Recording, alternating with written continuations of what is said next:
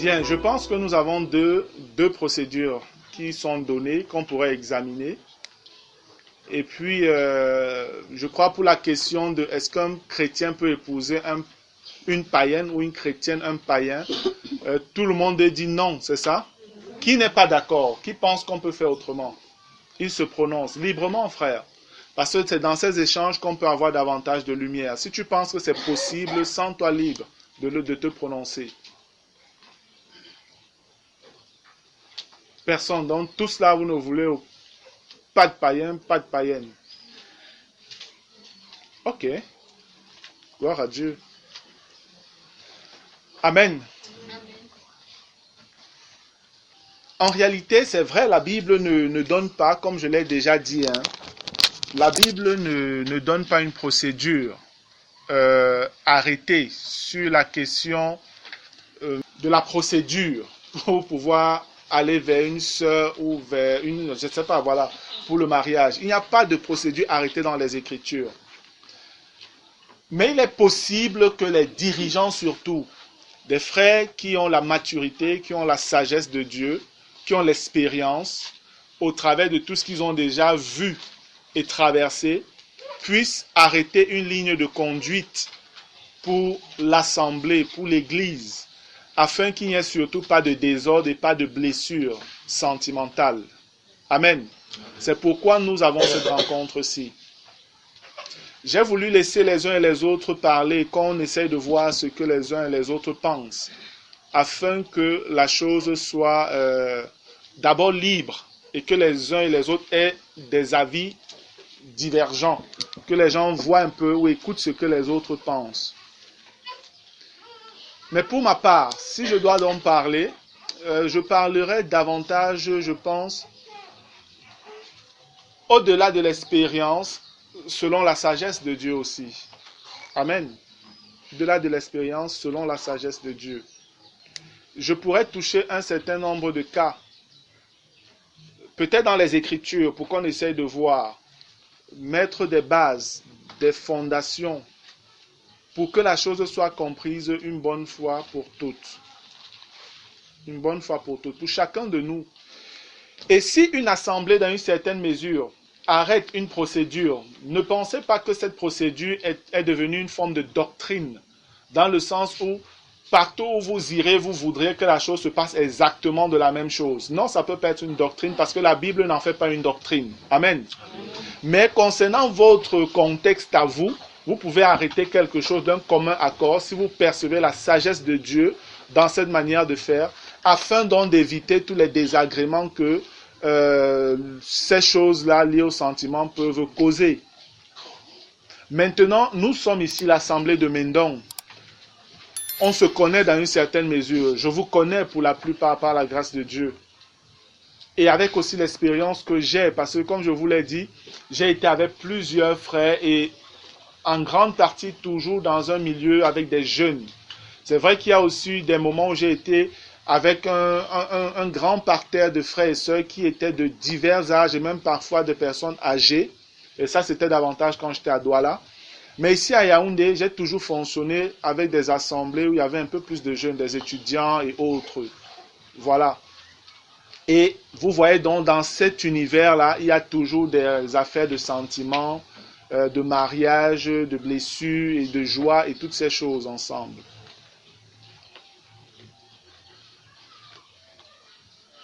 Il est vrai qu'il n'y a pas de procédure, je l'ai déjà dit et je le répète encore, pour que les gens comprennent bien que je ne suis pas en train de dire que la Bible a dit que voici ce qui doit être fait.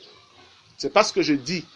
Mais je dis, dans la sagesse de Dieu, on peut trouver quelque chose qui nous donne d'éviter des blessures. Amen. Si on ouvre nos Bibles dans 1 Corinthiens chapitre 7.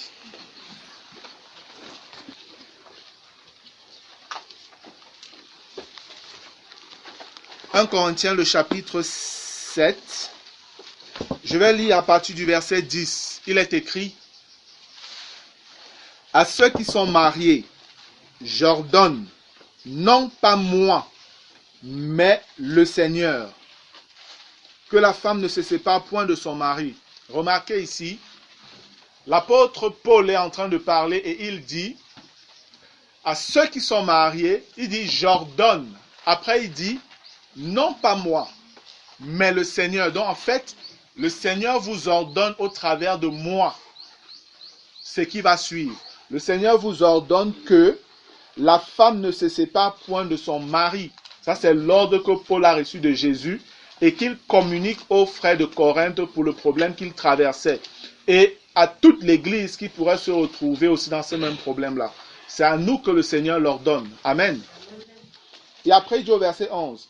Si la femme est séparée, qu'elle demeure sans se marier ou qu'elle se réconcilie avec son mari et que le mari ne répudie point sa femme. Voilà ce que le Seigneur a ordonné à Paul de communiquer à l'église. Maintenant, le verset 12 dit, aux autres, ce n'est pas le Seigneur, c'est moi qui dis. Lorsque vous regardez au verset 8 d'abord, il est écrit, à ceux qui ne sont pas mariés. Voilà, Paul dit quelque chose.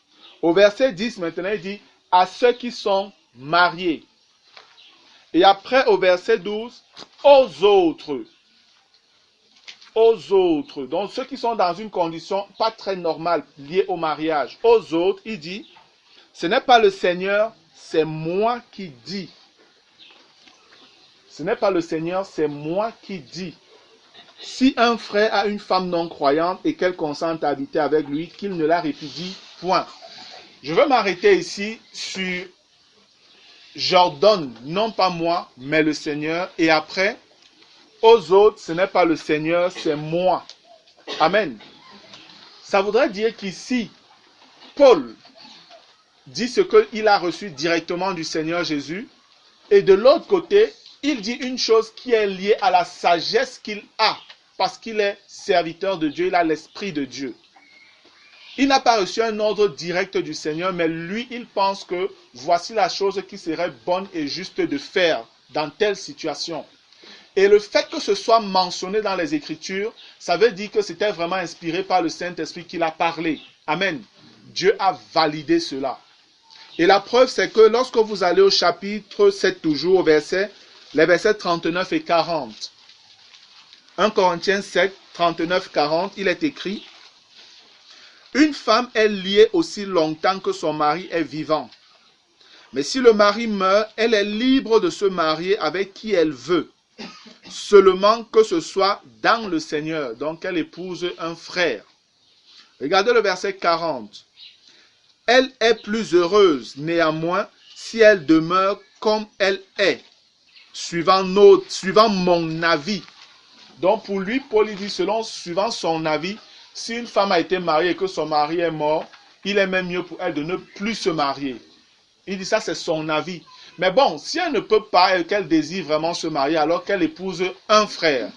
Après, il dit, et moi aussi, il dit, après qu'il ait dit, suivant mon avis, il dit par la suite, et moi aussi, je crois avoir l'Esprit de Dieu. Comme pour dire que ce que je donne là, c'est pas la sagesse de l'Esprit de Dieu que je le donne. Amen.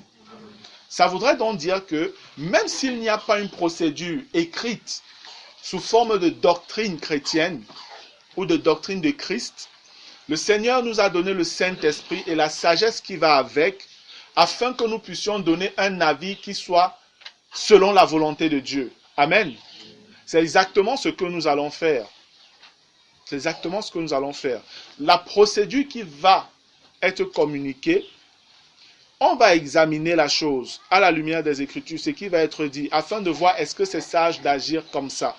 Et si on trouve que c'est sage d'agir de cette manière, alors que ce soit arrêté comme ça pour tous ceux qui appartiennent à l'assemblée de Mendon. Je n'ai pas dit pour tous ceux qui appartiennent à l'église du Seigneur. Je dis pour tous ceux qui appartiennent à l'assemblée de Mendon. Amen. Bien que personnellement, je pense que ce que je puis dire serait une chose qui pourrait être arrêtée pour toutes les églises. Mais on ne peut pas obliger toutes les églises de marcher de cette manière parce que ce n'est pas une doctrine qui est écrite dans les Écritures. Amen. D'autres églises, d'autres assemblées pourraient écouter peut-être ce que je suis en train de partager là ou ce que je vais partager et trouvent que non, vraiment, on croit que ça c'est l'Esprit de Dieu qui a parlé, c'est la sagesse de Dieu et nous adoptons la même chose. Alléluia, gloire à Dieu tout simplement. Amen. Déjà pour la question du mariage, je veux que vous compreniez, je vais commencer par le début même. Parce que pour pouvoir aller voir le dirigeant ou aller voir les parents et tout, il faut déjà que tu aies trouvé d'abord la femme. Nous sommes d'accord? Il faudrait que tu aies trouvé déjà la femme. Et nous sommes des chrétiens. Nous sommes des chrétiens. Il y a des chrétiens qui se lancent souvent à aller dans des relations avec des païennes. Et comme il y a des sœurs qui se lancent à aller dans des relations avec des gens qui ne sont pas enfants de Dieu, des hommes qui ne sont pas enfants de Dieu. Ce n'est pas normal. Pour ça, au moins, le Seigneur est clair. De l'Ancien au Nouveau Testament, Dieu est assez clair là-dedans, dans les Écritures. Amen. Le Seigneur est assez clair là-dessus. Si on veut commencer, la Bible, il est écrit ici que l'ancienne alliance était l'ombre des choses à venir. Et que la réalité, la vérité, la perception juste de la chose, c'est dans la nouvelle alliance que nous l'avons. Et dans ce sillage-là, lorsqu'on regarde l'histoire peut-être du père de la foi, le père de la foi, Abraham.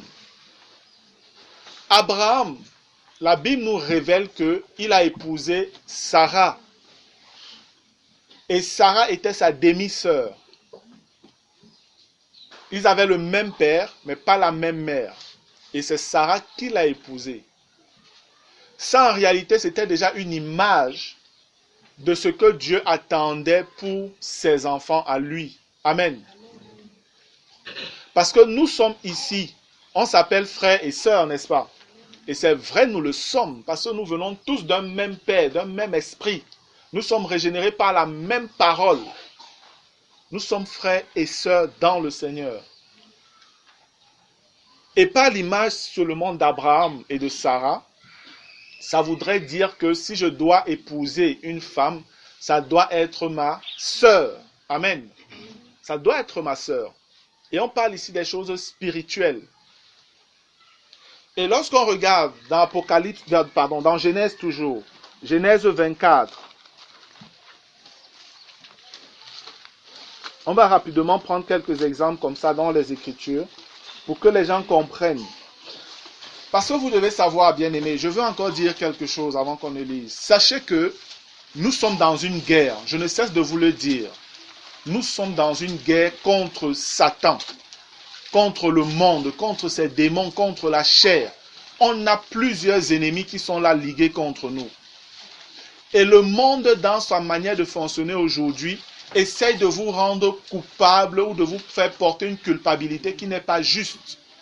Parce que quand vous dites que non, moi je suis chrétien, je ne peux pas épouser une païenne, on vous dit non, vous êtes trop légaliste, vous êtes trop exclusif, vous n'êtes machin et tout ça, ou alors l'amour et toutes ces choses-là. Ça, c'est le langage du monde, ce n'est pas le langage de notre Père. Amen. Nous avons un royaume, nous appartenons à un royaume, et ce royaume a ses règles. Et nous sommes tenus de nous soumettre aux règles de notre royaume, pas aux règles du royaume d'en bas. Nous sommes du royaume d'en haut. Amen. Et je vous dis, bien-aimés, le monde va se liguer contre vous à tous les niveaux, afin que vous fassiez comme le monde veut. Et si vous vous amusez à fonctionner comme le monde veut en jetant la parole de Dieu au sol, vous aurez le résultat de ce que vous-même aurez semé. Dieu veut notre bonheur. Amen. Et il sait ce qui est bon pour nous. Il est donc bien de lui faire confiance et de faire comme il a dit. Le monde peut crier, le monde peut faire ce qu'il veut, c'est son problème. Vraiment, c'est son problème. Parce que c'est ce monde aujourd'hui qui légalise l'avortement, qui légalise l'homosexualité, le lesbianisme, même la zoophilie et toutes ces choses. Je suivais encore ce matin, on disait que le Parlement suédois a passé une loi pour que les pères puissent épouser maintenant leurs filles. Vous entendez des choses? C'est le monde. Voilà le monde où il est en train de partir.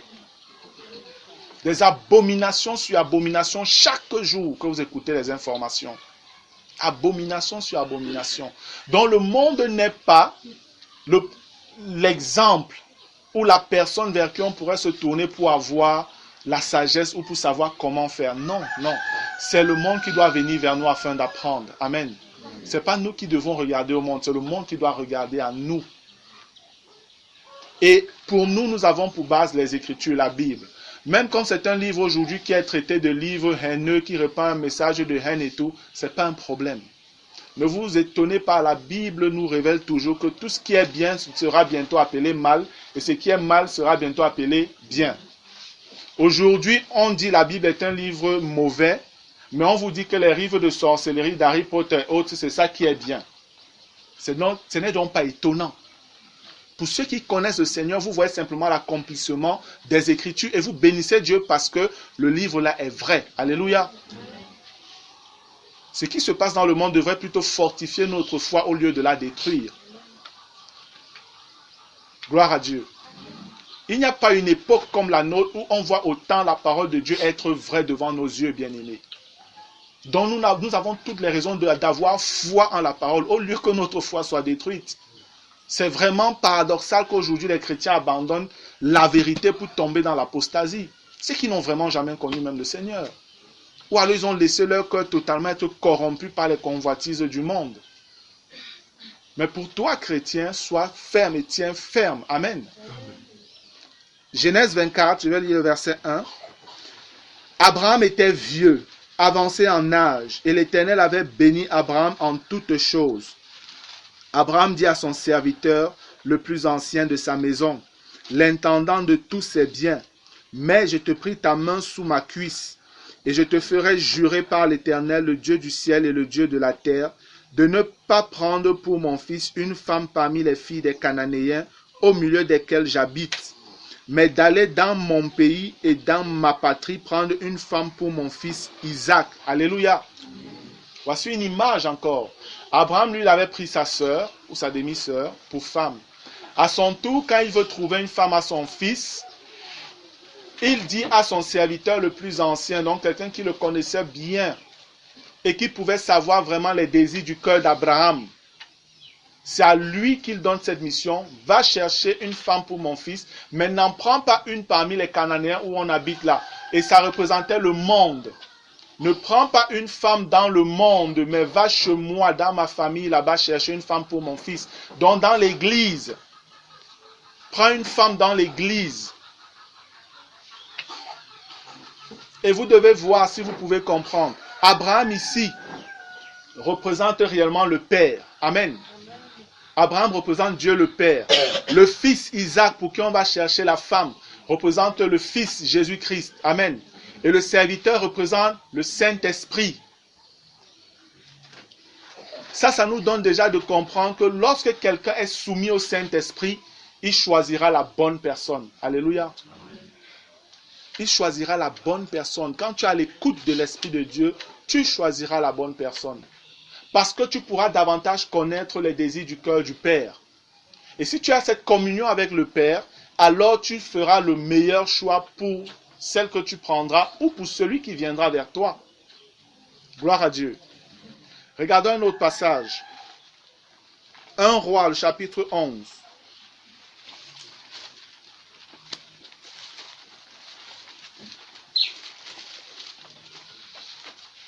1 Roi, le chapitre 11. Je vais lire à partir du verset 1. Il est écrit: Le roi Salomon aima beaucoup de femmes étrangères, outre la fille de Pharaon, des Moabites, des Ammonites, des Édomites, des Sidoniennes, des Étiennes.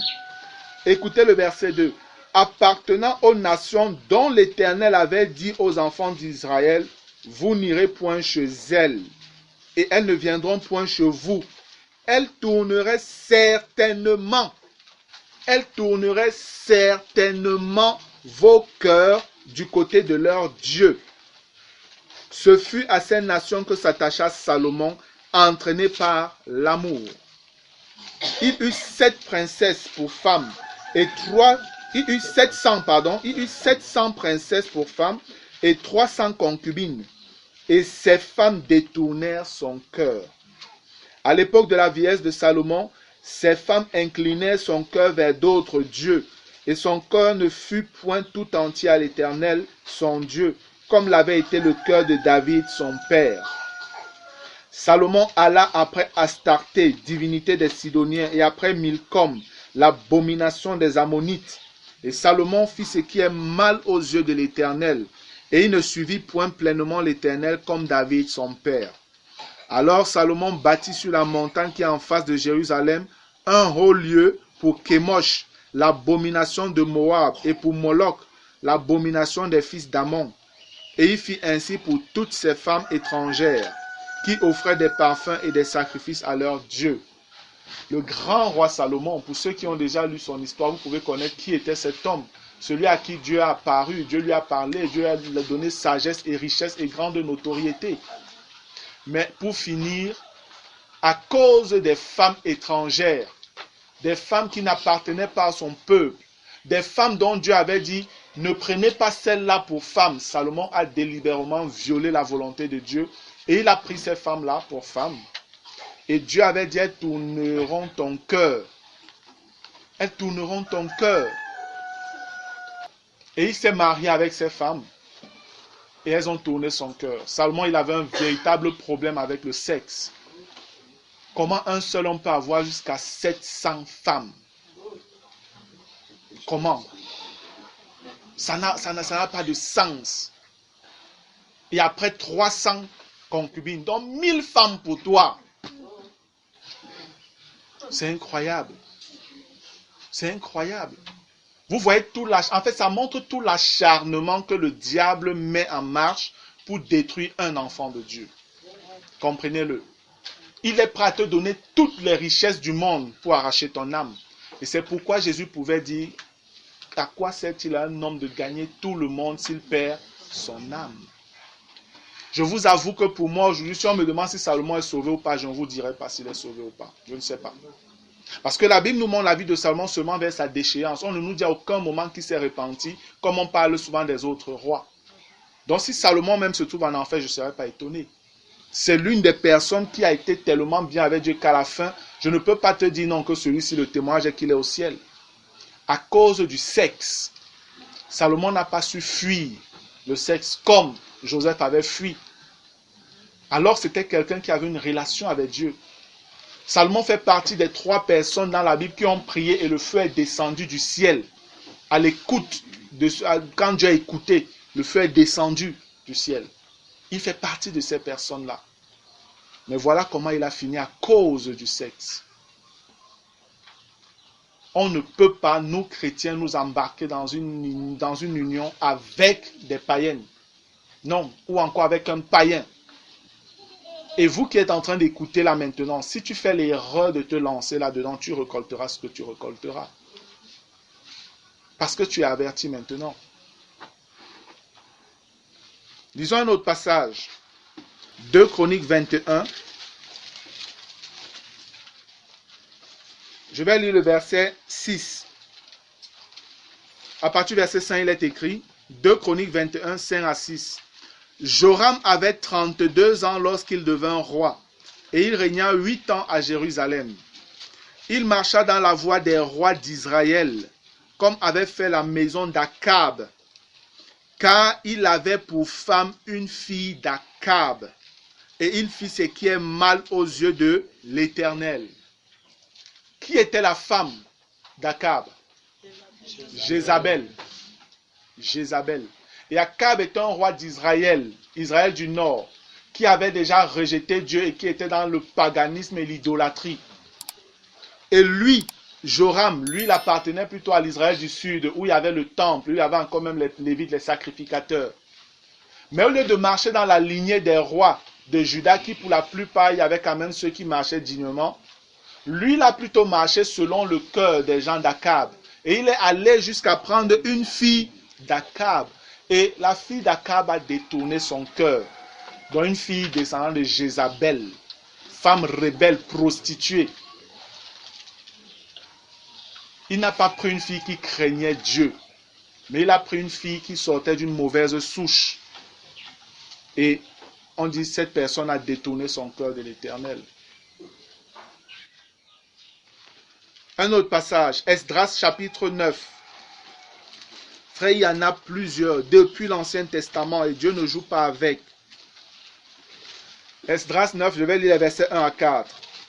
Après que cela fut terminé, les chefs s'approchèrent de moi en disant, le peuple d'Israël, les sacrificateurs et les Lévites ne se sont point séparés des peuples de ce pays, et ils imitent leurs abominations, celles des Cananéens, des Étiens, des Phérésiens, des Jébusiens, des Ammonites, des Moabites, des Égyptiens et des Amoréens. Regardez le verset 2.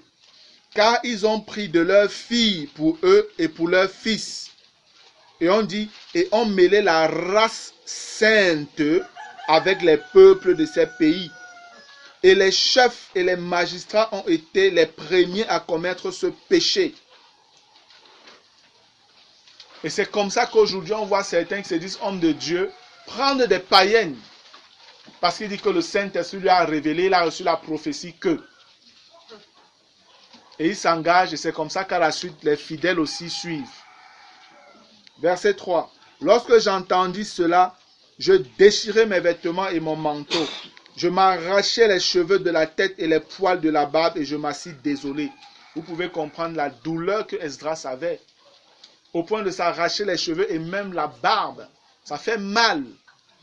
Il était dans un désarroi total. Son cœur était fendu à cause de l'union de la race, des gens de la race sainte avec ceux des peuples païens. C'était extrêmement grave. Et c'est poussé par l'esprit qu'il faisait cela. C'est pourquoi c'est noté ici. Verset 4. Auprès de moi s'assemblaient tout ce que faisaient trembler les paroles du Dieu d'Israël.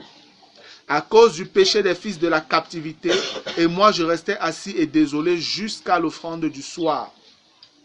Donc la Bible nous fait comprendre que ceux qui s'engagent à aller prendre des païennes ou des païens pour conjoints, ce sont des gens dont la parole de Dieu ne fait pas trembler.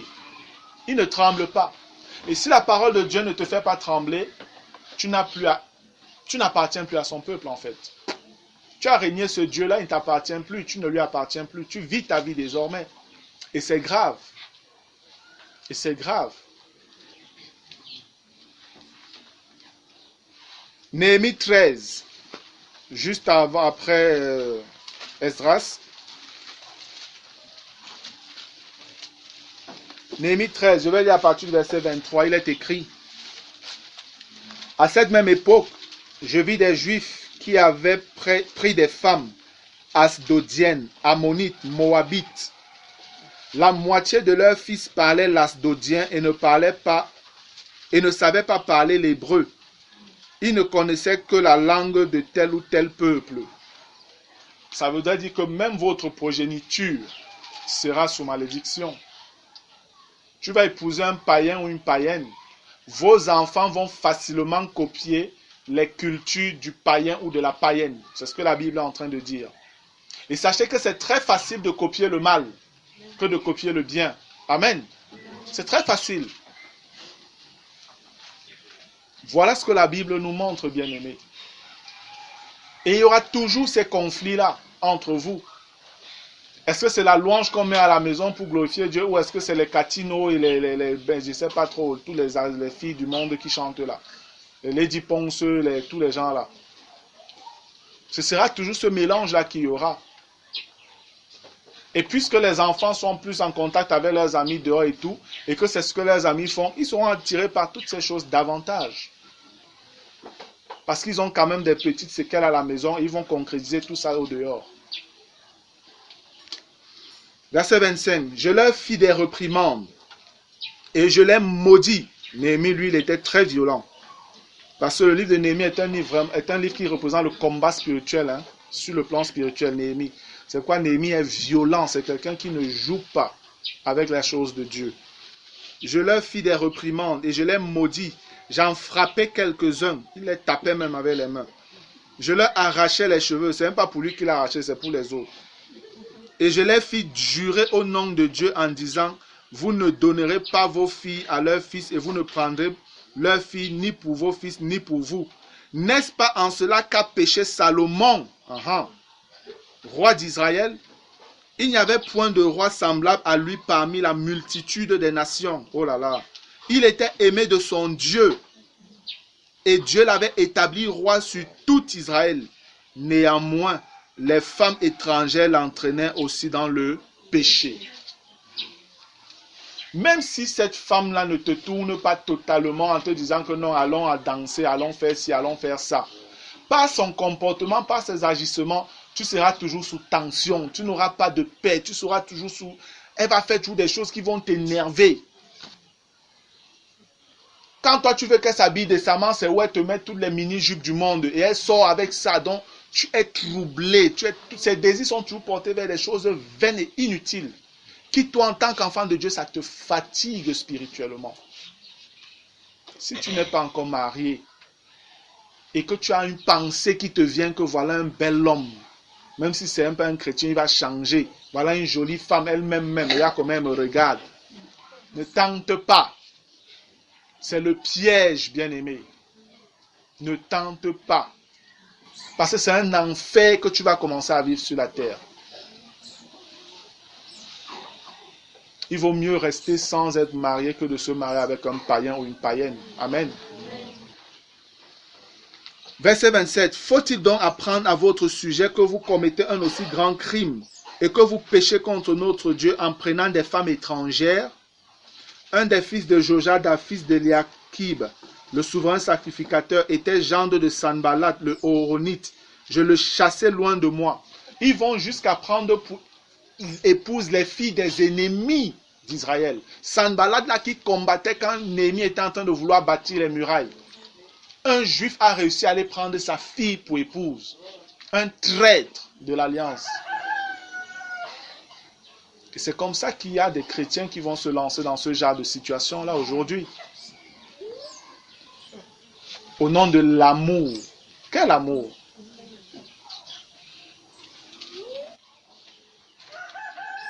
Verset 29. Souviens-toi d'eux, ô mon Dieu, car ils ont souillé le sacerdoce et l'alliance contractée par les sacrificateurs et les Lévites. Je l'ai purifié de tout étranger et je remis en vigueur ce que devaient observer les sacrificateurs et les Lévites, chacun dans sa fonction.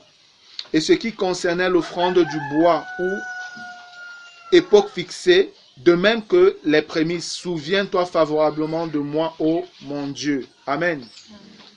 Allons dans Amos maintenant. Amos, c'est l'un des petits prophètes. Juste après Joël.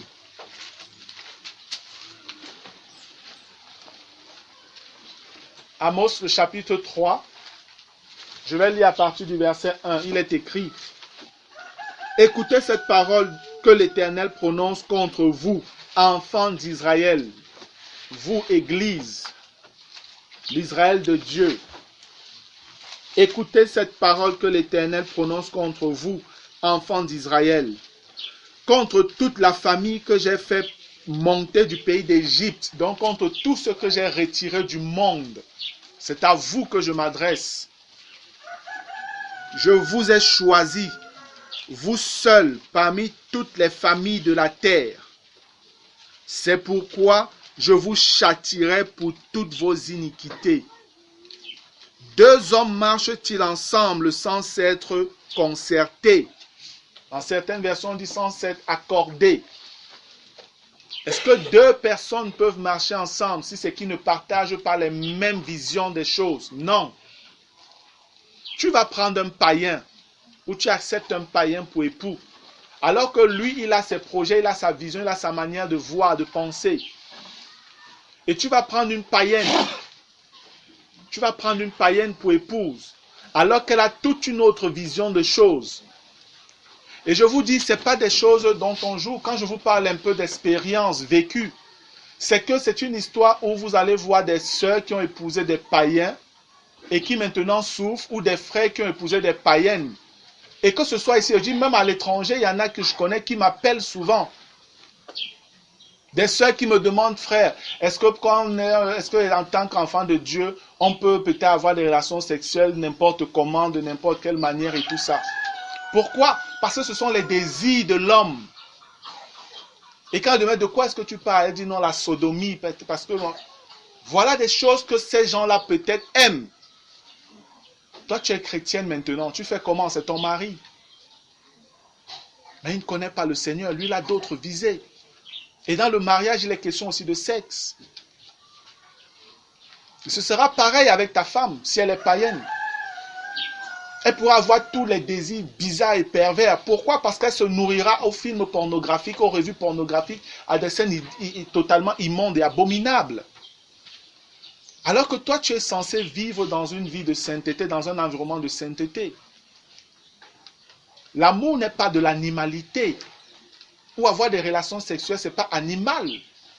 Ça veut dire qu'on ne devrait pas se comporter comme des animaux.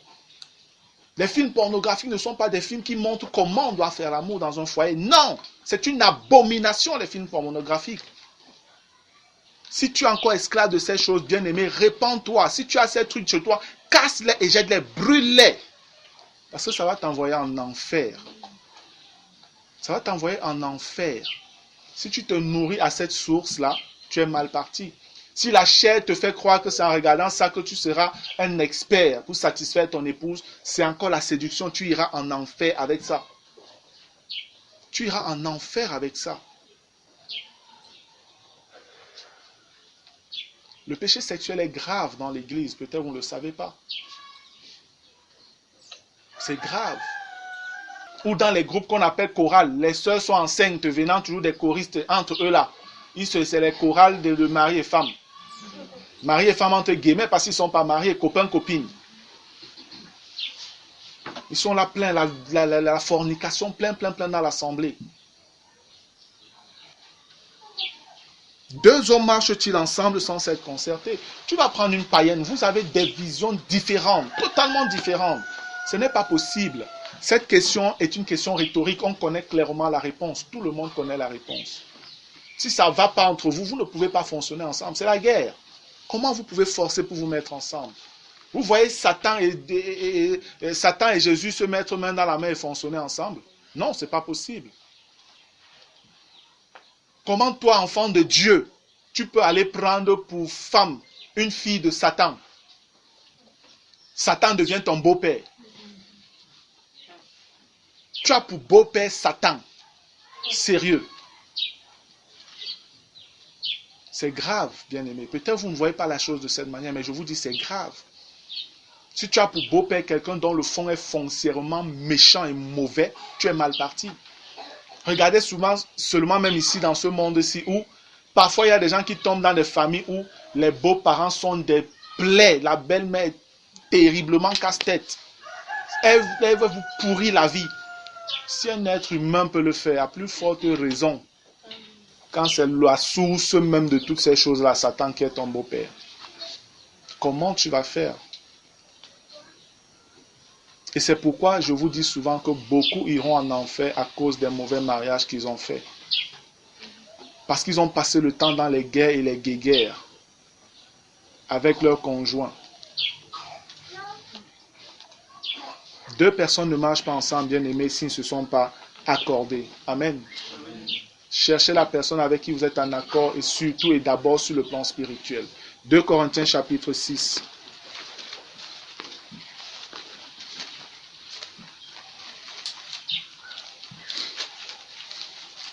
2 Corinthiens chapitre 6. Je vais lire à partir du verset 11. Notre bouche s'est ouverte pour vous, Corinthiens. Notre cœur s'est élargi. Verset 12. Vous n'y êtes point à l'étroit, mais c'est votre cœur qui s'est rétréci pour nous. Rendez-nous l'appareil, je vous parle comme à mes enfants. Élargissez aussi votre cœur. Ne vous mettez pas avec les infidèles sous un joug étranger, car quel rapport y a-t-il entre la justice et l'iniquité? Ou qu'y a-t-il de commun entre la lumière et les ténèbres? Quel accord y a-t-il entre Christ et Bélial? Bélial, c'est un autre nom du diable. Ou quelle part a le fidèle avec l'infidèle? Vous avez quoi en commun? Vous avez quel accord? Qu'est-ce qui peut vous unir? Rien. La seule chose qui peut vous unir, c'est le péché. Parce que tu vas désobéir à Dieu et l'autre est dans le péché. C'est ça qui va vous mettre ensemble. Au lieu que ce soit l'amour de Dieu qui vous soude, l'Esprit de Dieu qui vous soude, la sainteté qui vous soude, ce sera plutôt la souillure et le péché. Et vous pensez récolter quoi? Verset 16. Quel rapport y a-t-il entre le temple de Dieu et les idoles? Vous êtes le temple de Dieu, car nous sommes le temple du Dieu vivant, comme Dieu l'a dit. J'habiterai et je marcherai au milieu d'eux, et je serai leur Dieu, et ils seront mon peuple. C'est pourquoi, sortez du milieu d'eux et séparez-vous, dit le Seigneur. Ne touchez pas à ce qui est impur, et je vous accueillerai. Je serai pour vous un père, et vous serez pour moi des fils et des filles, dit le Seigneur. Le chapitre 7, verset 1. Ayant donc de telles promesses, bien-aimés, purifions-nous de toute souillure de la chair et de l'esprit, en achevant notre sanctification dans la crainte de Dieu. Amen. Voilà quelques passages, bien-aimés, que j'ai relevés rapidement comme ça, et que je voulais lire pour que vous compreniez qu'il n'est pas question simplement de donner des idées ou des pensées. Ce n'est pas Martial qui dit ces choses, c'est la parole de Dieu. Et on a vu ça depuis le début, depuis le commencement. Lorsque vous regardez même, si c'est qu'on regarde, je vais lire un passage dans Genèse au chapitre 2. Genèse au chapitre 2, à partir du verset 18, il est écrit, l'Éternel Dieu dit, il n'est pas bon que l'homme soit seul, je lui ferai une aide semblable à lui, semblable, donc comme lui. L'Éternel Dieu forma de la terre tous les animaux des champs et tous les oiseaux du ciel, et il les fit venir vers l'homme pour voir comment il les appellerait, et afin que tout être vivant porte le nom que lui donnerait l'homme. Et l'homme donna des noms à tout le bétail, aux oiseaux du ciel et à tous les animaux des champs. Mais pour l'homme, il ne trouva point d'aide semblable à lui, donc comme lui. Alors l'Éternel Dieu fit tomber un profond sommeil sur l'homme, qui s'endormit. Il prit une de ses côtes et referma la chair à sa place. L'Éternel Dieu forma une femme de la côte qu'il avait prise de l'homme et il l'amena vers l'homme. Écoutez, et l'homme dit, voici cette fois celle qui est os de mes os et chair de ma chair. On l'appellera femme parce qu'elle a été prise de moi. C'est pourquoi l'homme quittera son père et sa mère et s'attachera à sa femme et ils deviendront une seule chair. Alléluia. Je veux que vous reteniez le verset 23. Et l'homme dit, voici cette fois celle qui est os de mes os et chair de ma chair. Dans nos versions, allons un peu dans Éphésiens au chapitre 5. Éphésiens le chapitre 5.